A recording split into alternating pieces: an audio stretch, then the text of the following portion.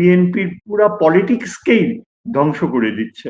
এবং এইখানে যদি যারা অনেক ইয়ে করেছে তাদেরকে নিয়ে তারেক রহমান আবার বিএনপিকে অর্গানাইজ যদি না করে, তাহলে কিন্তু আমার মনে হয় না যে খুব বেশি দিন এই সরকার টিকে থাকবে।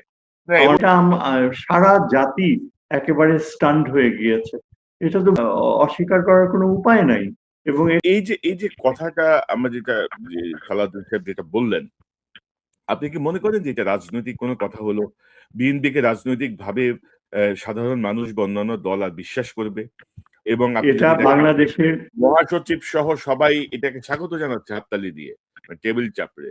তো এটাই হচ্ছে, এরা কি ব্লাইন্ডলি না বুঝে এ ধরনের ইয়ে করছে। আমার মনে হয় বাংলাদেশের 50 বছরের ইতিহাসে এটা শ্রেষ্ঠ বিশ্বাসঘাতকতা, শ্রেষ্ঠ বিশ্বাসঘাতকতা।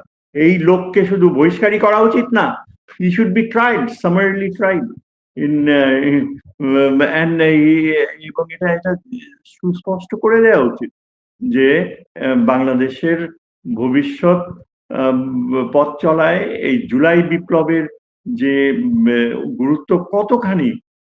এবং এখন পর্যন্ত আমি দেখিনি যে সংসদে এমন ভাবে কোনো আচরণ। আমার কাছে যেটা মনে হয়, যেটা প্লাস পয়েন্ট হচ্ছে যে জামাতের সাথে এখনো ছাত্র নেতৃত্বের একটা অত্যন্ত মেধাবী অংশ তারা কিন্তু রয়েছে।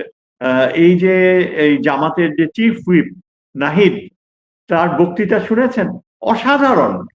এবং ওই ভণ্ডগুলো বিএনপিতে যে ঢুকেছে কতগুলা, এগুলা সব আপনি এদের নাম করবো না, আমার মনে হয় সবাই জানে যে বিএনপির ভিতরে ভণ্ডামি করা, সংসদে যে ক্লাউনের মতো কথা বলা, আরেকজন নিজেকে বিরাট এক উকিল হিসাবে নিজেকে জাহির করা, নিজেই নিজেকে মনে করে যে তার মতো জ্ঞানী আর নাই, অথচ এটা কোনো সুস্থ মানুষ বলতে পারে না। এবং আমার মনে হয় না যে এটা কিভাবে একটা স্বাভাবিক মানুষ এইভাবে, এটা তো নিজেই নিজেকে আত্মহত্যা করার মতোই, কোথাও ইয়ে নেই।